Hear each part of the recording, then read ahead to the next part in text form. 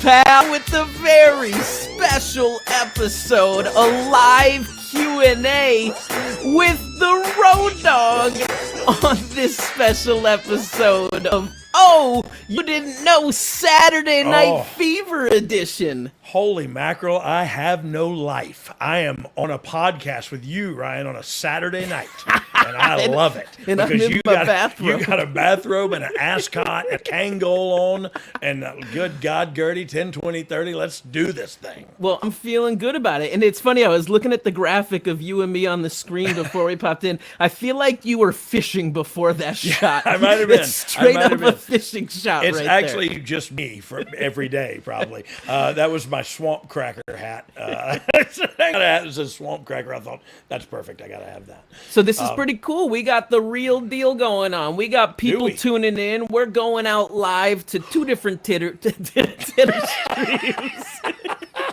Two different Twitter streams. Yeah.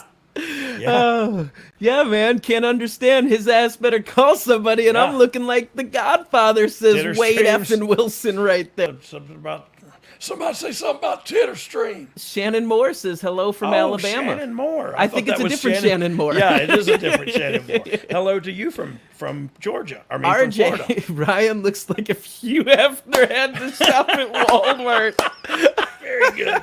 Very good, sir. I Thank you, agree. Ryan. That is tremendous, RJ. Krasinski. I'm a fan. So Yeah, me let's just too. get into some wrestling biz, and we'll start popping questions in, Yeah, and we'll let yeah. people tune in because they're coming into the viewing party right Look, here. that's As we all I said, pop two now. two That's all I titters or pop is- Twitters. is and questions. IG. I don't pop anything other than questions anymore, Ryan. So let's talk about what's this first hot topic you want to talk about? Hot topic. Let's go into last night's SmackDown, where I think the entire wrestling universe was trolled into the biggest night of anticipation, and people thinking this could be the biggest SmackDown of all time. Hey, I tuned in for sure. My wife is in Orlando. She tuned in Orlando in her hotel room, and we were like, "What's he gonna say? What's he gonna say?"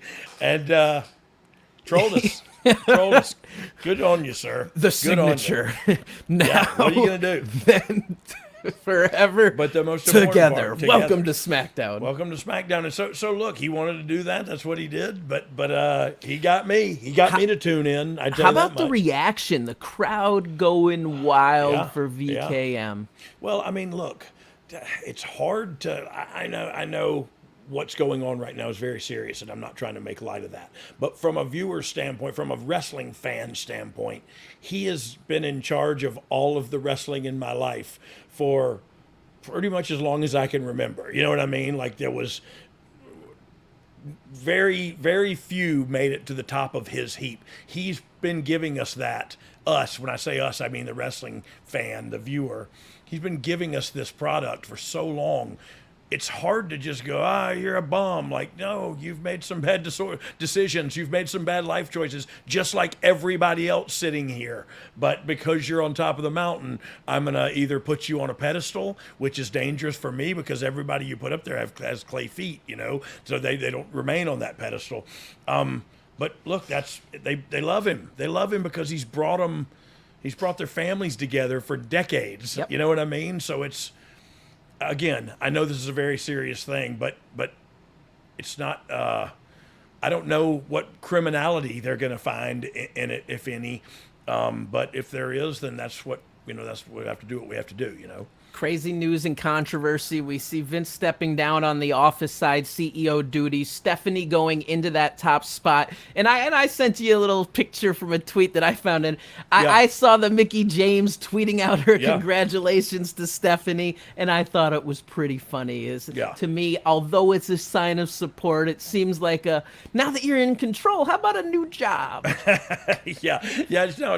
I think it's girl power stuff. I think I think it's good that they have each other's backs, because so many times there's cat fighting, infighting in that locker room, and so I think it's good that they support one another. But I did think it was funny too, like, hey, remember me? I'm over here. I wanted to send her one too, though.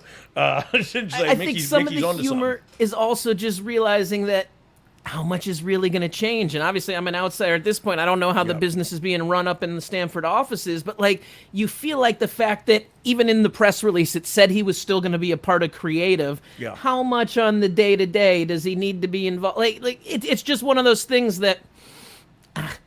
She just put over how much this was the era of change, and I'm just sitting there feeling like it's an interim position until this goes away. Now, maybe it won't, and maybe it becomes something more serious, and then maybe it is something that there is a change of philosophy for the company when someone else takes the reins. Yeah, look, the one thing I did like about Jackie, I'm thinking about Miss Texas from the last Jacqueline podcast. from our last episode, about Mickey James's thing was like, I think she has been training for this her whole life. I think will be great at it. She's a powerful woman who is articulate and smart and beautiful and all the things you would want to do.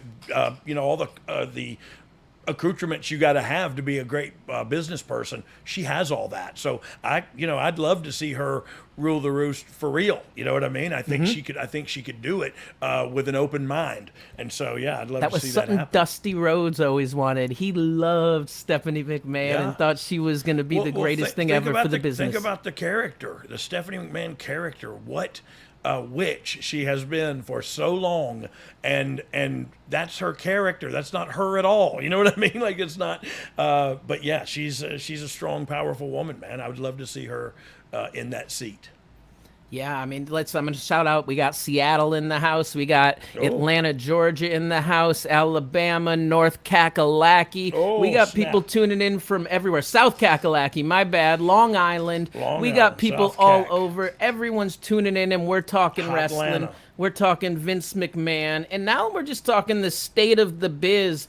Yeah. There's a lot of injuries on top in all organizations right now. And I think there's so much when fans look at why a show gets written a certain particular way, they forget that changes have to be made regularly to, dealing with the health and well-being of performers, someone not medically Hamilton, cleared. Ontario, Canada. I'm sorry, I just totally interrupted you. We're crossing Tulsa, international Oklahoma. Boundaries, Yeah, borders. yeah, we hit a New Zealand in the house. Oh, you didn't know? So I was Wade talking to some F. people- Wilson in Belfast, Northern Ireland, and we are Northern- international. Go to New Zealand and the sheep herders. I had the Yeah, that was bushwhackers so- on my list. And someone said, well, unknown. if I would have said sheep herders, they would have been more accepting, I was told. So Rochester, New York, Detroit, Michigan, going through the big D and All right, so let's go on these injuries. AEW, CM Punk wins championship, and he's injured. Have to have an interim title. Cody Rhodes in a major storyline that looks like he's going to be the top player. Major injury, he's sidelined. Yeah. Kenny Omega's sidelined. So many people on top sideline. Do you think this is because of the style of wrestling today, or something else that's causing so many injuries? Well, look, I think there's always been injuries. I think the pace is a lot faster, and I don't know if they're hitting anybody any harder than we were back in the Dizzy, but they're making contact. It's a physical game and a lot of high flying stuff. Now, these guys that have gotten hurt aren't high flyers, but they have been doing this for a while. You know what I mean? The ones that you think about that are injured right now and kind of out of the scene. Now, what that does to me, as a show writer especially, is now I have an opportunity. There's a lot of oxygen to breathe. Who's going to take up that oxygen? Who am I going to put in that spot? Who's going to get an opportunity here to rise above maybe where they were at, or where they didn't want to be there, but somebody else was in that top spot, and that was Cody, that was Kenny, that was Punk, and so now those big wigs get out of the way. Somebody's got to rise to the top. Cream always does, and so if you're going to get out there and show yourself, now's the time. Having said that, it's sad that your top dogs get hurt, but that's just the nature of the beast. That's also what makes it so difficult to write episodically, is because this ain't ballet. You know what I mean? That's old school saying is, hey, it ain't ballet. I gotta correct you. My wife makes me do it. Ballet's a tough sport. Those people have gnarly feet and put their bodies through punishment too. 100%. I get that. But none of them ever do a just pirouette and then just get kicked in the face. You know what I mean? So gnarly toes be damned. But you're right. I couldn't possibly do any of that. No, going back to it once again. So you're a talent, not you. If Yeah. you're a talent and you see these injuries taking place up top, what can you do to go show yourself to the writers, to the team, to the producers that, hey, I want to be seen as the guy who could step up at this time? So, like, it's easy to say, oh, go out and have a great match. Yeah. But what else could you really do to show that you want to be elevated to that next level? Look, that's all you can do, and you got to beat down the writers' doors. You know what I mean? You got to find an ally and go, hey, so let's come up with something that you can pitch to the room, and 9 times out of 10, man, if that guy's with you, that writer's with you, and y'all come up with something that you feel is worthy of pitching. They pitch it in the room, and a lot of it gets picked up, a lot of it doesn't. You know what I mean? Like, there's a lot of wrestling, a lot of content to put out there. So some ideas get moved forward, some do not. But you have to be persistent. As a talent, you have to keep banging on the door and going, hey, man, I want it, I want it, I want it.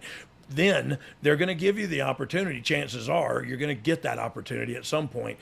And then you got to make it count, man. Then you got to really snatch everybody's attention in any way you can. And look, how I did it was with a microphone in my hand. And I could take a good snapback bump. That was about the gist of my, that was about the limits of my talents.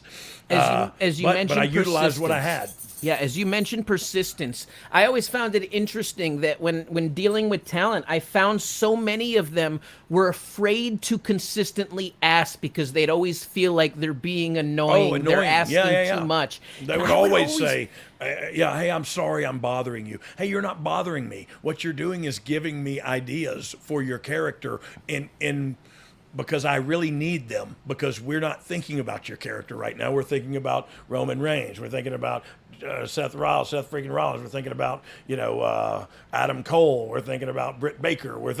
So we're not thinking about you. And that's horrible to say, but like, look, I only got 2 hours of SmackDown and some live events this week. So what are we going to do? How are we going to represent everybody? You got to be persistent, man. I'll put over the Bollywood boys. They used to come up to me every single day with ideas and can we shoot this and can we try this? And it would be like, not now. I don't have time. But you know what? All of a sudden, randomly one day when they hit me after trying 30 times, I was like, I got some time. Let's go do it. And it ended up working out for them. And it consistently did. They had a great career. They got to do a lot of cool things. I think they're still doing it too. One of them is actor in Bollywood, and so those guys are. I'm a huge fan of those guys. I would have loved to work with them. You know what I mean? Because I think it's challenging to me because they are smaller guys. I gotta think harder and get more creative for them to chop me down and keep me down and get heat on me. You know what I mean? Like, I'm a big dude, so I should be able to just push them off or whatever. Okay, now I got to think past that and go through the psychology of how do they chop down this tree. And so that would be fun. I would have a blast. I would love for me and Billy to be able to work with those guys. Very nice. I got a question coming in from out here, I think. Okay. Let's pop this.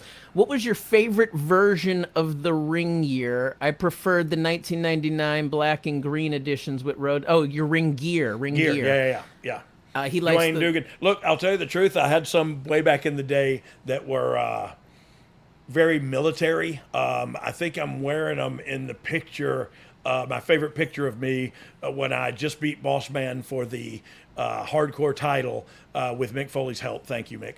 And I had a noose around my neck, and I had blood coming out of my mouth, and I had the hardcore title holding it up, and I'm wearing these. They almost look like army chevrons or military chevrons, and it says Dogg, and that was some of my favorite ones. I love the ones you mentioned too, the neon green. They went with everything, and I still actually have a set of those. I'm gonna wait till the time is right, and then I'm gonna sell them. We're going to keep these Q&As coming. We're asking Dogg anything, and Nick Lenz wants to know, how did you meet X-Pac? X-Pac. You know what? I think I met him in the WWE. He was working there as 1-2-3 Kid when I got there as the Riz Odie, and we got to actually work together. And we got along from the get-go. We had a lot in common. We both liked herbs. I'm going to just leave it at that. So we hit it off right from the get-go, and we've been great friends ever since. When I see him now, it's just like we've never been apart, you know. We got some comments. I got some "What's up, fellas?" I'm gonna throw this. What What was the one before this? Nick Earl, what's up, fellas? But yeah, You won the hardcore title off Mick, right? You need to be in the Hall of Fame as a single star. Michael Berry is he likes getting his comments in right now, Michael. Well, look, I don't think I did. I don't know if I took it off Mick. Did I take it off Mick or did I take it off? I don't know. I have no idea. There was a lot of chair shots in this time.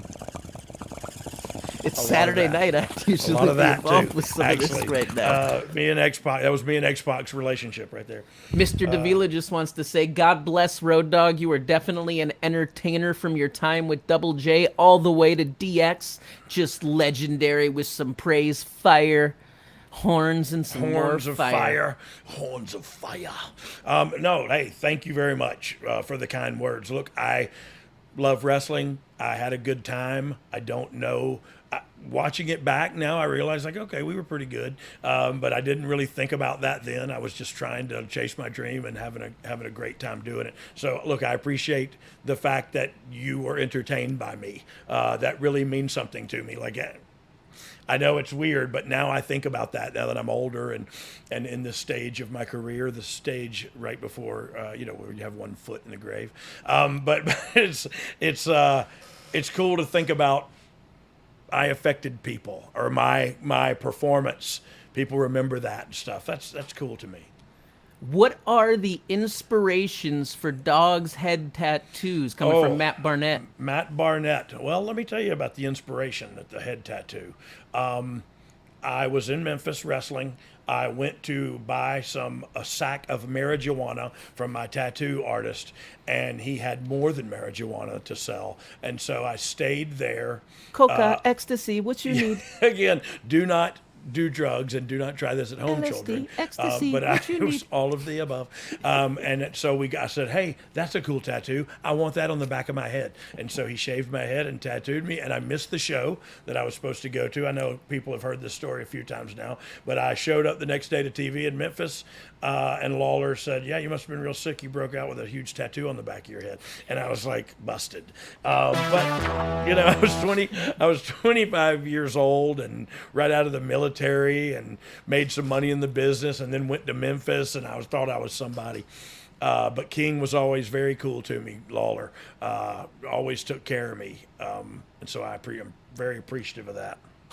Nick Lenz wants to know if X-Pac could be a guest on our show one day. I'd love to have X. Does X-Pac still have a podcast? I feel like he does. I think I did his podcast one time. We did it from he used to NXT. be with the AfterBuzz Network and stuff out in California. Yeah, so we did one of his. So yeah, maybe he'll be a guest on mine. I'd love that, to be quite honest with you. I've got history with him as well. Yeah, I would love that to happen. Very cool. Let's move on to another topic. No, actually, I got some more X-Pac questions. Let's go right here. X-Pac and Kane were one of my favorite tag teams. What do you think about them?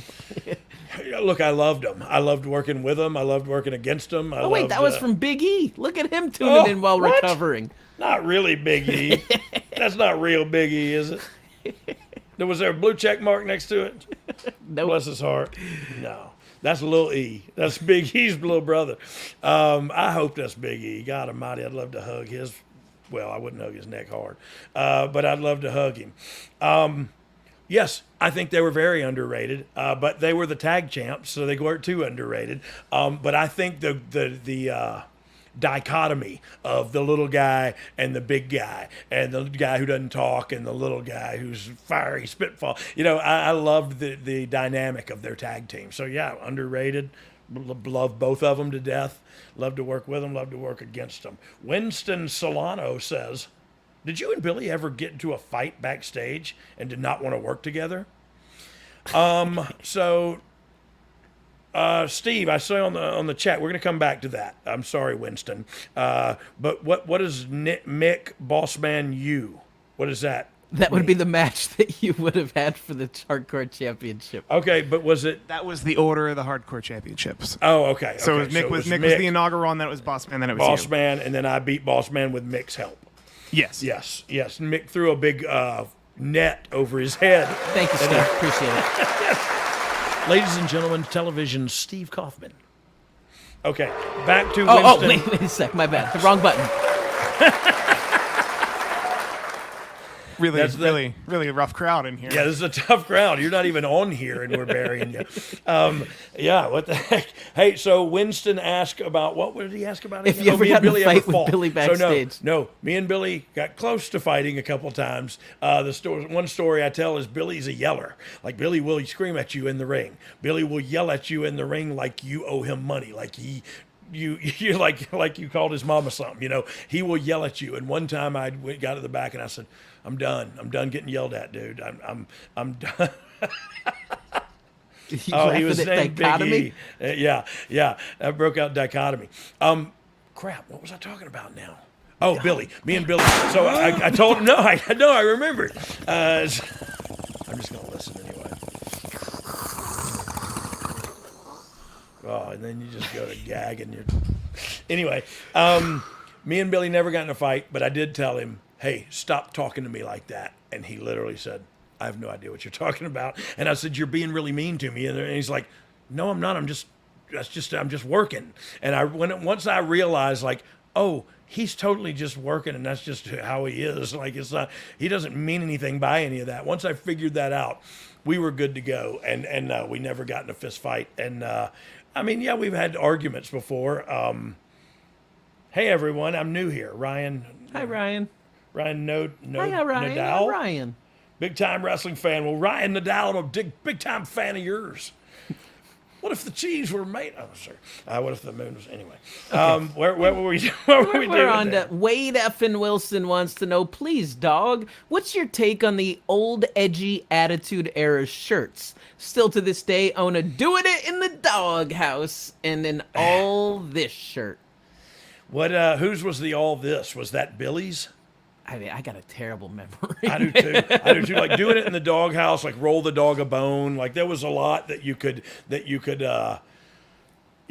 definitely make the argument that they would not exist today. I remember that I actually tried to buy some of the 420 Roll the Dog a Bones from the company because they were going to burn them all because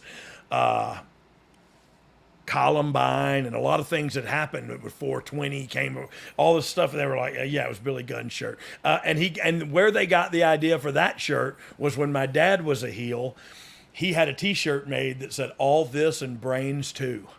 And so I told Billy, I said, you need to say All This and a great ass. You know what I mean? So anyway, whatever. You mentioned Columbine, being a Colorado guy where I got my start, wildness. So my wrestling school was getting ready to run an ad, and it was our two trainers, Bobby and Dan, and they were in trench coats, like pointing at the thing, like...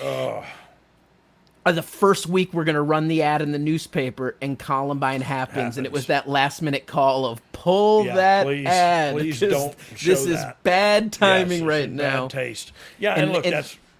And I'll take it to the next level. So I was on a radio show promoting, and the radio DJ is like, well, we got a special guest in the house because he's a big wrestling fan. He was a victim in the Columbine shooting, and this kid comes in with this, he got shot in the face. And like, what a buzzkill of a mood of us trying to promote a wrestling show. Yeah, but the kid was a fan, so maybe, and maybe it brought him He was a fan of wrestling. He had no clue who the heck we were. That's true. Maybe he became a fan after that. Wait, I got it. Katz is cosplaying Val Venus tonight. Oh, you want to see my big Valboski? Down, boy. We're out of control. If you would have heard the episode we shot earlier, we were all over the place. Talking about Val Venus.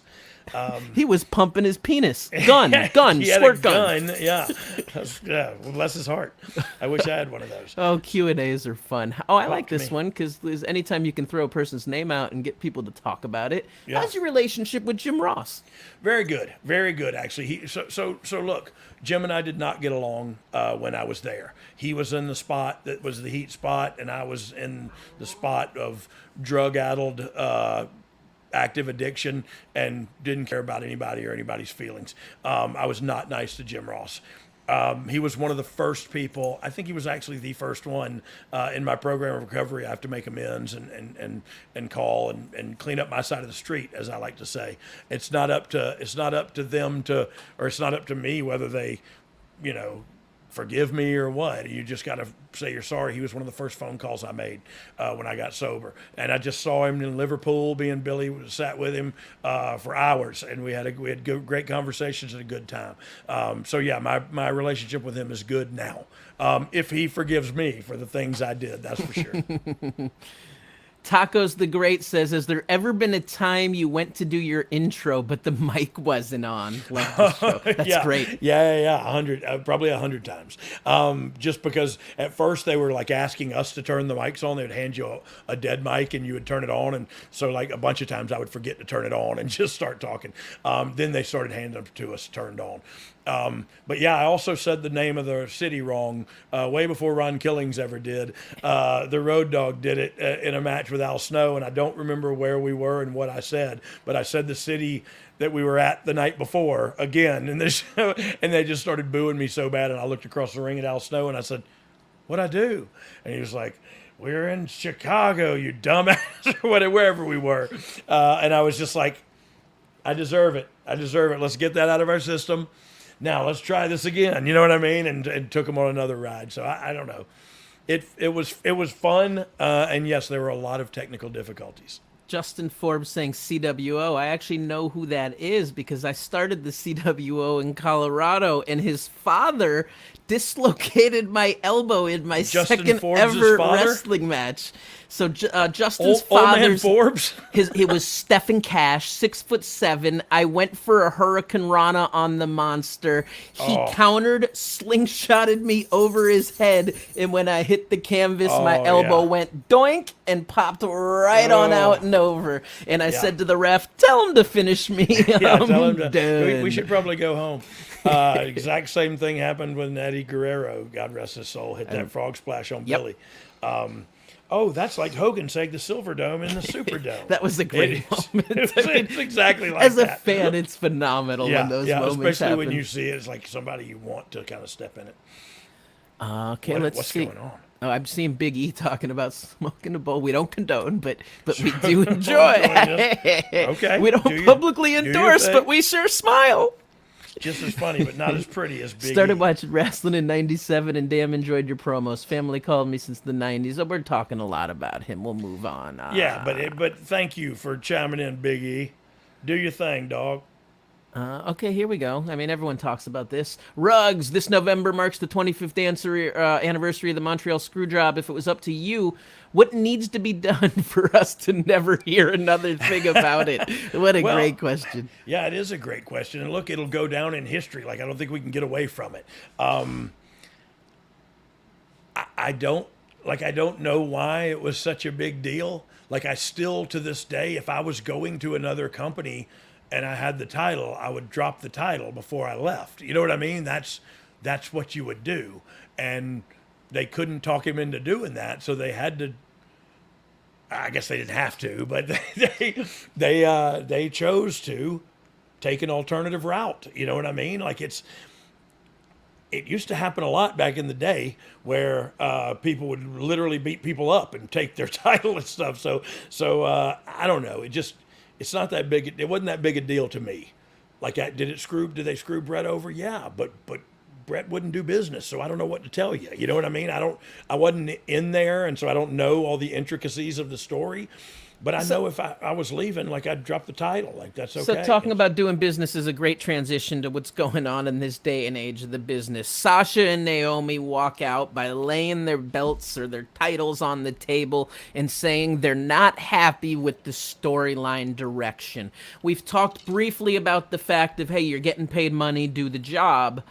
Let's go into this a little bit. What are your thoughts on the controversy? Because this is going on everywhere, not just WWE. You have the same thing in AEW with MJF and his contract. Yeah. That people are publicly voicing their grievances regarding contracts instead of handling business the old school way behind closed doors with the people doing business. Yeah. Well, and I think it's. I don't want to try to. Is the sun going down? You're getting darker in the room. Yes, it is. Let me try to.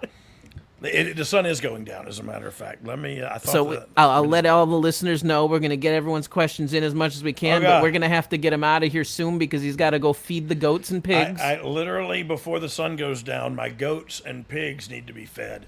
And so, what time is it now? Oh, we got 10 minutes. Okay, we got some time. Oodles of So time. I'm not cutting off what we're going. We're going back to it. I'm not letting to the you contracts. go. Yeah, contracts. Yeah. Money Well, look, in wrestling. So look, I don't know what to say. All I can tell you is how I feel about it. If you are paid, and I read one of the comments, was like he didn't want to drop it in Canada. Okay, but really? Like that's like I have to win when I'm in Georgia because I'm close to home. Guess what? It doesn't matter. The people close to home, my family, will still love me if I lose my phony baloney wrestling match. So I just can't imagine going, yeah, but I'm not going to drop the title here. Like, it's not real. It's not, you drop the title and you go work at the other place and you win more titles, or you don't, or whatever. But I don't know. I've never understood that kind of thinking. The same today with the MJFs, and I don't understand hey, they tell you what to do. You kind of either do it or you sit down and collaborate and come to a point of agreement where, okay, I'll do it like this. You know what I mean? But are you saying you can't then see the perspective of the talent? Because I definitely can. If you're driven to be the best, you want to be on top. You want to advance into a place that you're not currently at. So while I actually don't agree with voicing the grievances publicly, I do understand the feelings behind the grievances. 100%. And look, I say this as someone who's come from the other side of the tracks. And you for the walked past out on the decade. company. You know what I mean? When I was a talent, I holy crap, I quit and left and got fired and all kind of stuff. I was so unprofessional. Where my thought process is now is coming from the office mentality. This is how we conduct business. I can't just have all you guys wanting to be the champion. That doesn't make any sense. You know what I mean? Like, you can't all be the champion. So I also, when I heard, Diamond Dallas Page say something about, if you don't want to be the champion, why are you here? Well, holy mackerel. Like, yeah, I'd love to be the champion, but man, there's like some other mid-card titles down there too that are pretty cool. Heck, there's, you know what I mean? There's spots all over the card that make a good living for a human being, for a girl or a man or whatever. You know what I mean? Like, I don't know. I always looked at it, and I thank God in heaven above that my father put that perspective in my face and in my head early on. This is a job. You do your job to the best of your ability, and you go home after it. You know what I mean? And you don't take it with you, and none of it's personal and all that. And so I thank God he put that in my head at an early age, because I didn't worry so much. Like I told you, I've gone to Vince's office one time and said, I'm not doing that. And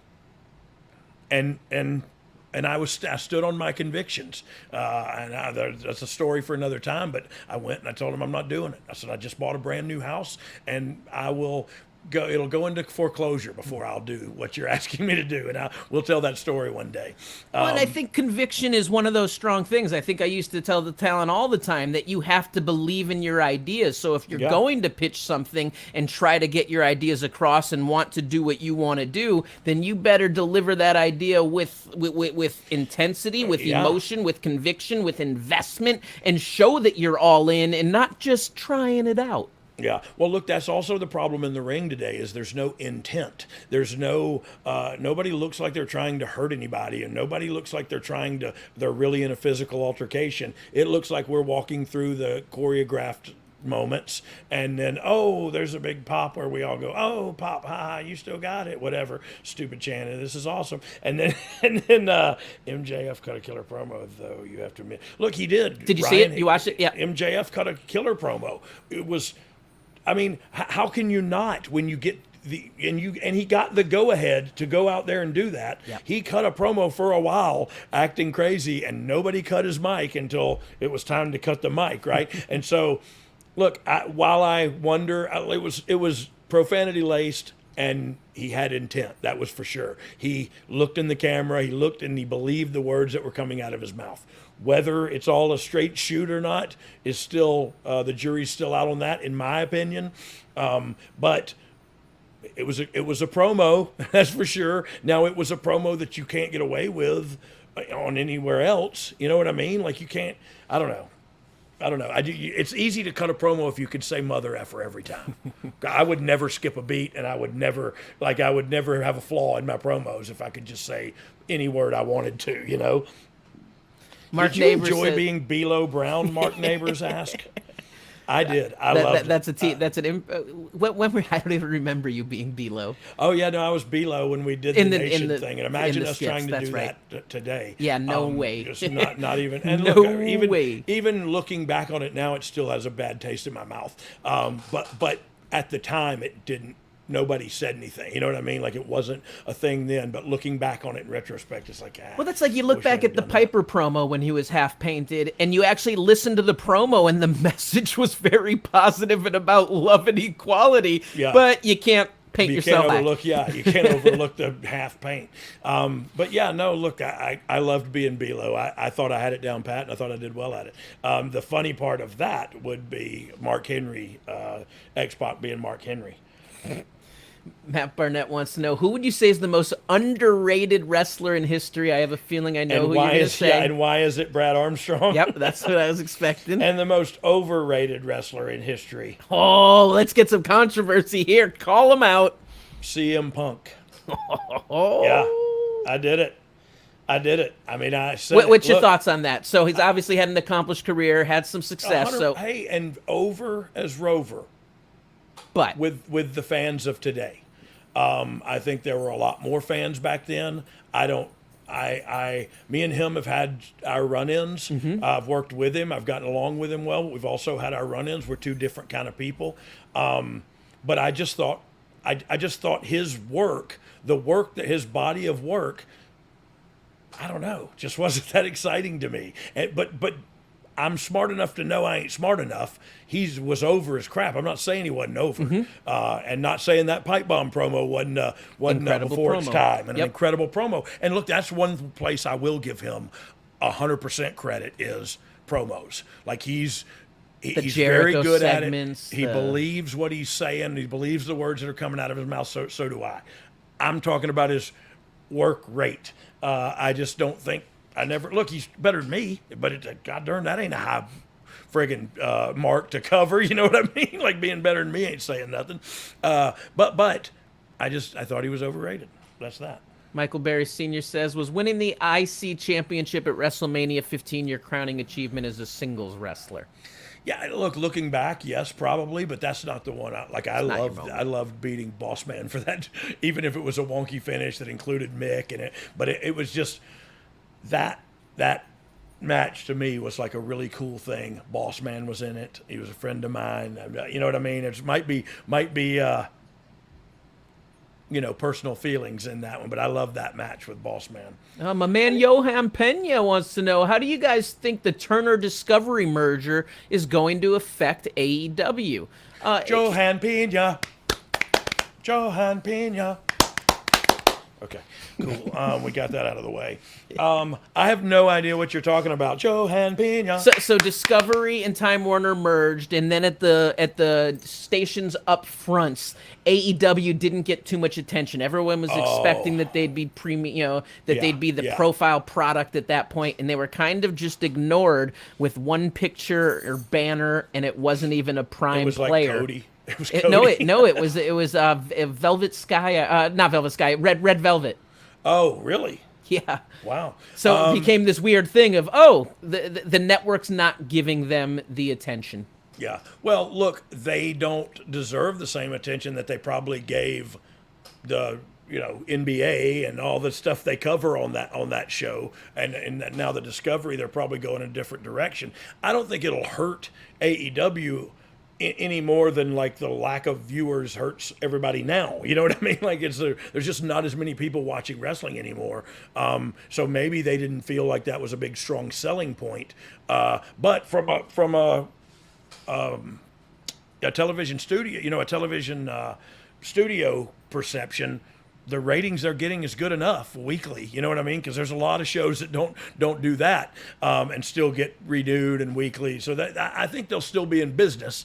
I just don't think they got a bunch of love at the upfronts for that reason. Mm-hmm. Rick Middleton would like to know if there's any wrestlers' court stories you can share or that you've been a part of.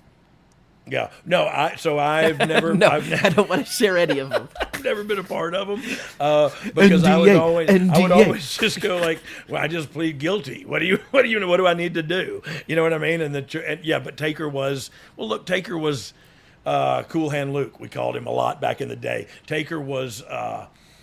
He was the Godfather, you know. It was weird because then his friend became the Godfather. But like we always talked about, Taker's the Godfather in a backstage area. So he would sit in and be the judge on the wrestlers' courts, and you kind of couldn't say, no, Judge, I'm not doing that, because it was the Undertaker. So you're like, yes, I will buy everybody Jack Daniels.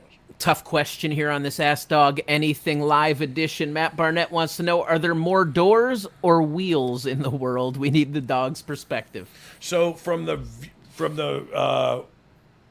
show we watched on the last thing, there were a lot more doors than wheels. But I would imagine if you really got down to it, every car has 4 wheels and every house only has 2 doors, or maybe 3. Wait, no, that's not true. Oh, is it not? How My many doors? house has 1, 2, 3, 4. I got 5 doors on my house. Holy crap. And then actually the garage itself has an external, so that makes 6 as well. Okay, I got 6 external entry points. This is a good conversation to have. I was proven wrong right away. You're right. Oh, man. But then you have 2 cars in the garage. That's 8 wheels. You're correct. We could do this all day. Even my razor has wheels. I have a little razor. Yeah, with the razor on your head.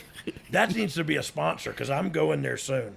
So hairlining. So let me tell you the story of Headblade real quick, because they sponsored me forever. And then I'm gonna get somber right here. It's called Headblade. Headblade, but last year, unfortunately, the owner and founder passed away from cancer, and I obviously still support him. The company supported me forever, but like, there's this weird thing of like, well, the guy who always supported me, like, gave me everything for free. Yeah. And now I'm going to have to go buy stuff, and I'm not supporting him and his company anymore. Yeah. It's a new company. I like the product, so I support it. But it's just this weird thing of, I used to get it for free, but now the guy that's getting the money isn't even the guy who took care of me.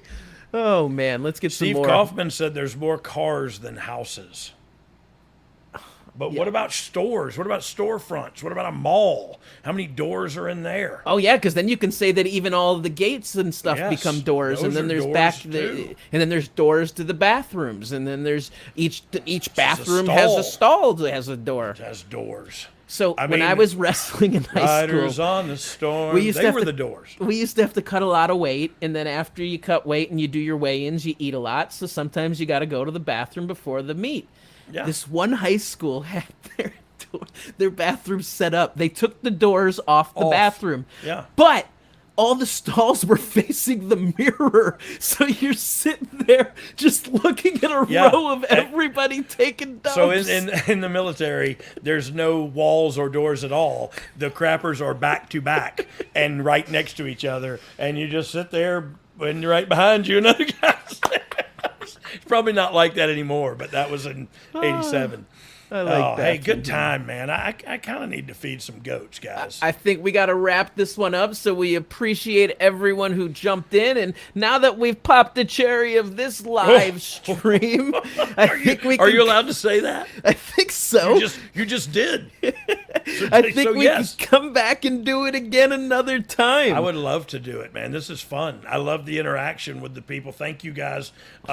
Boot camp was a mood. Yes, it was, Michael Berry. I can't wait to meet up with you guys soon. Johan. Yeah. Hey, thanks everybody for tuning in, and we will do this more often because it is fun. But if not, please check us out on whatever. RoadDoggLinks.com will give you the access to everywhere. BoxOfGimmicks.com lets you buy the t-shirts. ChiliSleep.com Dogg lets you pick up the coolest sleep cooling system so you could sleep Amen. better and cool. And Like a finally, baby. BlueChew.com lets Not you like a baby. lets you get a free trial with promo code DOGG. Pay $5 shipping and handling if you feel iffy about your stiffy. DOGG. Hey, this is gonna wrap it up for As us. we, as we wrap up and go off the air, can I send people out with a new song that I just got finished? So please. I always have this issue of trying to figure out what I'm gonna eat. So this song's pretty ridiculous, and it's Yeah, I very love it already. parents can't understand. It goes like this.